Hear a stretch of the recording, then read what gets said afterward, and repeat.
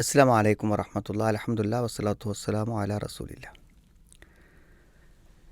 മഹാന്മാരായ പണ്ഡിതന്മാരുടെയും അതേപോലെ തന്നെ അറിവുള്ളവരുടെയൊക്കെ വാക്കുകളിൽ നമുക്ക് ധാരാളം പാഠങ്ങൾ ലഭിക്കും.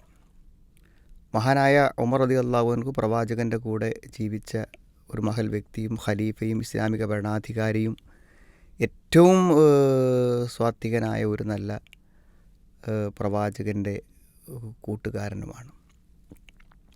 അപ്പോൾ അദ്ദേഹം പറഞ്ഞ ചില വാക്കുകൾ നമുക്ക് പല സന്ദർഭങ്ങളിലായി വായിക്കാൻ പറ്റും. അതിൽ അദ്ദേഹം പറയുന്നുണ്ട്, എനിക്കെന്തെങ്കിലും ഒരു ബുദ്ധിമുട്ട് എനിക്ക് ബാധിച്ചു കഴിഞ്ഞാൽ അതിലെനിക്ക് 4 അനുഗ്രഹങ്ങളുണ്ടെന്നാണ്.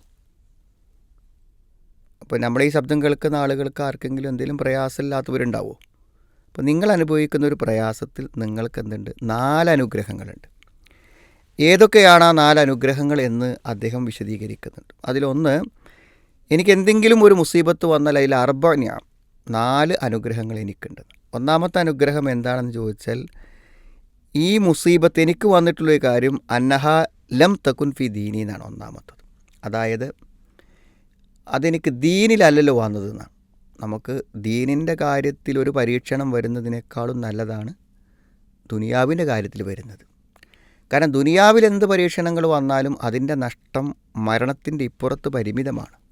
ഒരുപക്ഷെ വീട് നഷ്ടപ്പെട്ടു, അല്ലെങ്കിൽ ആരോഗ്യം നഷ്ടപ്പെട്ടു, എന്തും നമുക്ക് എന്ത് ചെയ്യാൻ പറ്റും? അത് ഇവിടെ പരിമിതമാണ് അതിൻ്റെ ബുദ്ധിമുട്ട്. മരിക്കണോടുകൂടെ അതൊക്കെ തീർന്നില്ലേ?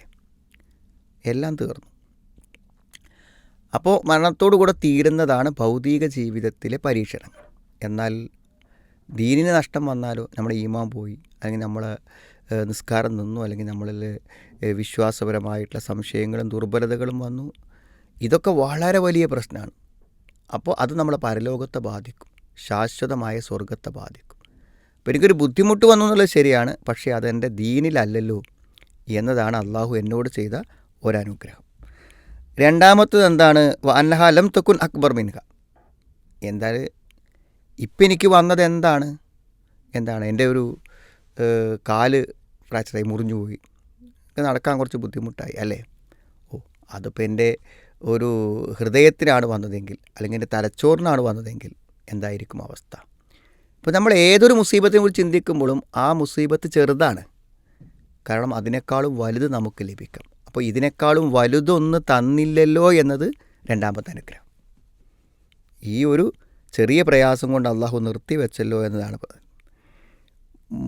മൂന്നാമത്തെ കാര്യം എന്താണെന്ന് ചോദിച്ചാൽ, എനിക്കത് വന്നിട്ടും എനിക്കെൻ്റെ അള്ളാഹുവിനോട് യാതൊരു വിധത്തിലുള്ള വെറുപ്പോ മനസ്സിലൊരു സുഖത്തോ ഒരു വിഷമമോ എനിക്കുണ്ടായില്ല. അതൊരു വലിയ അനുഗ്രഹമാണ്. കാരണം അള്ളാഹു നമുക്ക് പരീക്ഷണങ്ങൾ തരുമ്പോൾ നമുക്കത് നമ്മുടെ വിശ്വാസത്തെ ബാധിക്കുന്നത്. അള്ളാഹിനെപ്പറ്റിയൊരു സുഖുള്ളന്, ഒരു മോശമായ വിചാരം, അതൊന്നും സൃഷ്ടിക്കപ്പെടാതിരിക്കുക എന്ന് പറഞ്ഞാൽ അത് അള്ളാഹു നമുക്ക് തരുന്നൊരു അനുഗ്രഹം തന്നെ. അള്ള പരീക്ഷണങ്ങൾ തന്നിട്ടും അത് നമ്മുടെ വിശ്വാസത്തെ, നമ്മുടെ തൃപ്തിയെ അതെന്ത് ചെയ്യുക? ബാധിക്കാതിരിക്കുക. നമ്മുടെ ജീവിതത്തിൽ അത് നമ്മുടെ മാനസിക സമാധാനത്തിലോ സന്തോഷത്തിലോ ഒന്നും ഒരു പ്രശ്നം ഉണ്ടാക്കിയിട്ടില്ല. അതാണ് മൂന്നാമത്തെ കാര്യം. നാലാമത്തെ അനുഗ്രഹം എന്താണ്? അന്നനി അർജു സബാബല്ലാഹി അലൈഹ. അതിൽ അള്ളാഹുവിൻ്റെ പ്രതിഫലത്തെ ഞാൻ ആഗ്രഹിക്കും. അതെനിക്ക് കൂലി തരുമല്ലോ എന്നാണ്. ഞാനിപ്പോൾ ഈ സൈക്കിണീൻ്റെ അളവനുസരിച്ചിട്ട് എനിക്കതിനുള്ള പ്രതിഫലം അള്ളാഹു തരുമല്ലോ എന്നതാണ് നാലാമത്തെ കാര്യം.